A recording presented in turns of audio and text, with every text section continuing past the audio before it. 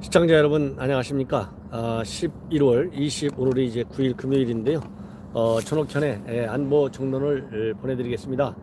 지금 제가 여러분께 말씀드리고 싶은 얘기는요, 이 백원우 청와대 비서관이 김기현 울산시장 선거에서 낙선되도록 하는데 어떤 역할을 했느냐, 얼마만큼 선거에 개입했느냐가 지금 현재 초미의 관심 사항인데요. 이 사건은 단순하게 정치권에서 여야 간의 이슈만 될 뿐만 아니라 이제 검찰의 수사가 본격화됨에 따라서 이 정부 여당에 상당한 충격을 줄 그런 가능성이 있는 정치적인 아주 핵심 폭탄이 되고 있다, 이렇게 말씀드리고 싶습니다.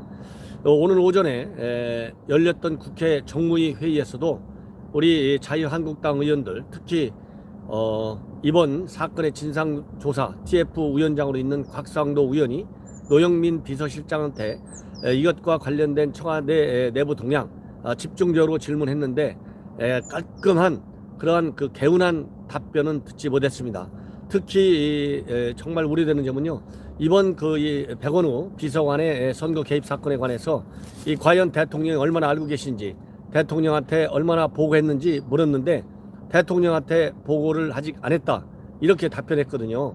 그렇기 때문에 이렇게 중요한 사안인데도 불구하고 대통령한테 실제로 단 한마디도 보고하지 않았다면 그것이 과연 청와대 정무수석실이나 민정수석실의 올바른 근무 태도인가, 다시 한번 생각해 볼 필요가 있다고 생각합니다.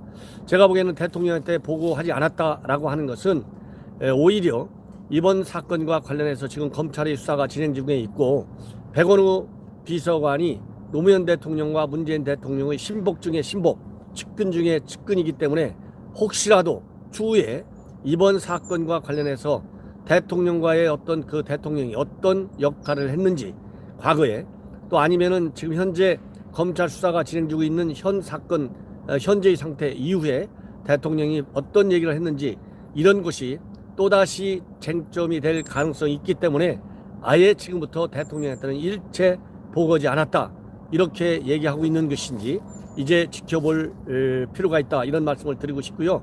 대통령은 이런 거 전혀 보고받은 바 없는 상태에서 연차를 지금 쓰고 있다, 이렇게 얘기했어요. 그래서 이 곽상도 의원 이렇게 위중한 시기에 연차 이런 내용을 보고받지 않은 것이 맞는 얘기냐, 이렇게 따져 들기도 했습니다. 그러면서 이번 그 사건과 관련해서 청와대 내부적으로 현재 진상조사가 진행 중에 있다, 이렇게 노영민 실장이 밝혔습니다. 그런데 지금 방금 전에 나온 그 기사들을 보면요, 하나 놀랄만한 사실이 또 밝혀지고 있어요. 뭐냐면 백원우 비서관은 그냥 비서관 차원의 업무 분장 차원에서 자기가 박형철 비서관한테 넘겨준 것 뿐이다.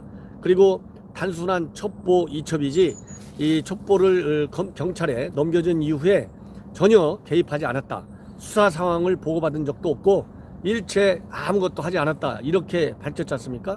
그리고 자기가 잘 기억도 나지 않는다, 이렇게 지금 주장을 하고 있는데요. 조금 전에 나온 뉴스를 보면 전혀 지금까지 백원우 비서관이 한 얘기가 거짓 입장을 발표한 것으로 밖에 볼 수 없습니다. 뭐냐면 백원우 밑에 박형철 반부패 비서관 밑에 이 특감반이 운영됐지 않습니까?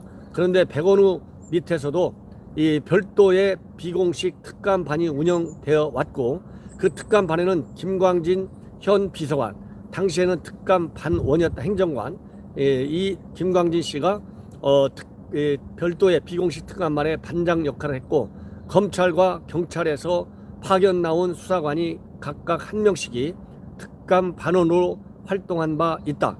그리고 이 사람들이요, 김기현 울산시장과 관련해 가지고 현지 울산에까지 내려가서 이 활동한 정황을 검찰에서 입수했다, 이런 내용까지 지금 기사가 나오고 있습니다.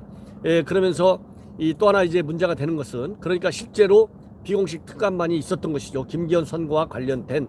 그 다음에 또 하나는 이 경찰에 넘겨졌다고 하는 첩보, 이 첩보의 내용으로 보면 김기현 비서실장 또 김기현 동생 이런 사람들의 전반적인 김기현과 관련된 많은 내용이 실려져 있는데, 그 첩보의 내용으로 보면 이것이 단순한 어떤 제보 정도의 첩보가 아니고 아주 이 정보 작성할 줄 아는 이 정보 전문가, 수사 전문가들이 쓴 아주 고도의 전문성이 돋보이는 그러한 첩보 문건으로 돼 있다. 그래서 지금 검찰에서는 이 과연 첩보를 누가 썼는지, 또 어떤 경위로 그런 첩보 내용을 입수했는지, 이런 것이 이 종합적으로 수사선상에 올라갈 것이 분명히 보입니다.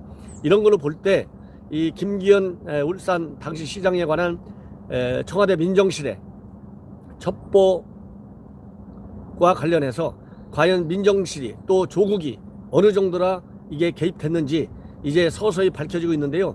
이것을 보다 보면 조국과 관련된 비리도 처음에는 언론에서 한두 줄씩 나왔지 않습니까?